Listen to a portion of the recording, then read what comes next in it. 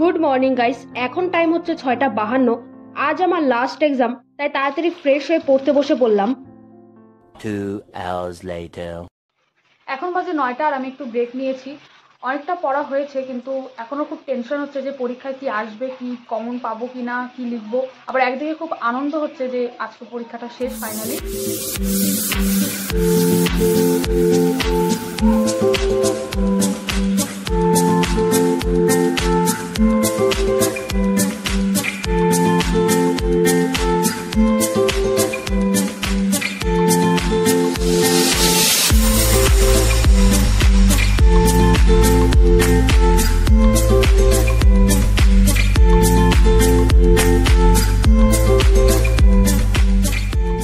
এখন বাজে হচ্ছে 11:15টার মতো, আর আমাদের এক্সাম হচ্ছে 2টার দিকে। তো আমাকে এখনই বেরিয়ে পড়তে হবে, আমি অলরেডি লেট। তো চলো যাওয়া যাক।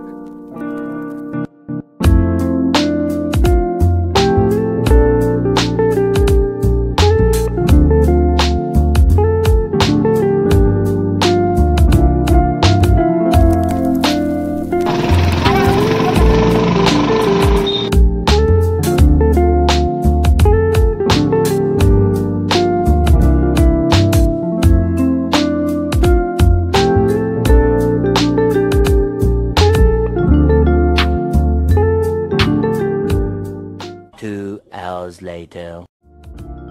বেকার আধা লিখে শেষ করবো, তাই জন্য হচ্ছে তারপরে উত্তর ভারত আর দক্ষিণ ভারত। এবার উত্তর ভারত লিখবো, দক্ষিণ ভারত লিখবো নাকি পল্লব লিখবো, এটা নিয়ে প্রচুর কনফিউশন। আমি দুইটাই আধা আধা পারবো, তাই জন্য তারপরে হ্যাঁ আমি অনেক দেখছিলাম নাকি ইন্ডিয়া ওইটা লিখছি না, ওইটা ওরকম ভাবেই লিখছি। আর কি লিখলাম, আর কি ও হ্যাঁ সরি, তিনটাই লিখলাম। একের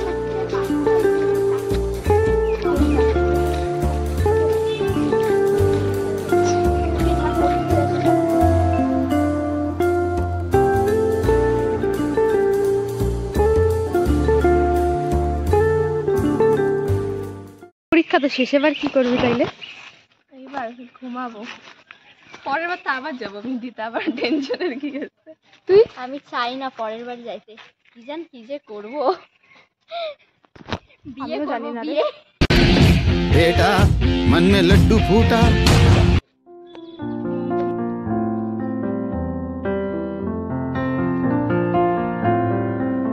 tata bye bye. Tata bye by.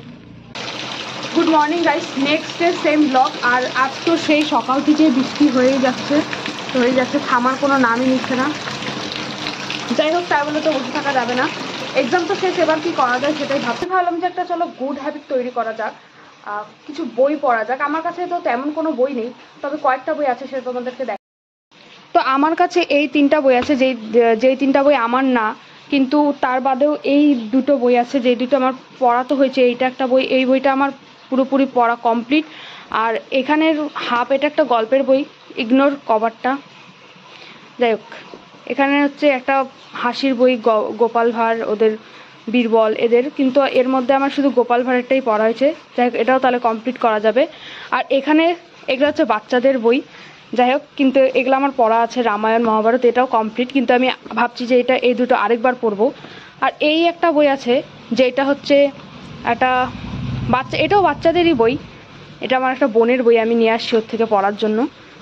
42টা গল্পের মধ্যে আমি মাত্র এই একটা গল্পই পড়ছি, এখনও আরও অনেকগুলো 41টা গল্প পড়া বাকি।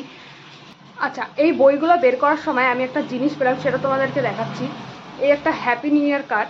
এটা হচ্ছে 2018 হ্যাপি নিউ ইয়ার, আমাকে আমার একটা ফ্রেন্ড দিয়েছিল যখনকে আমরা পড়তে যেতাম একসাথে। ওর সাথে এখন কথা হয় না যদিও, তবে স্মৃতি হিসাবে এটা রয়ে গেছে আমার কাছে। এখনও খুঁজে পেলাম অনেক বছর আগের, যে তো সব দেখাও যায় না, আর কেউ দেয়ও না এরকম হ্যাপি নিউ ইয়ার কার্ড বের করে। তো এটা স্মৃতি হিসেবে থাকবে আমার কাছে।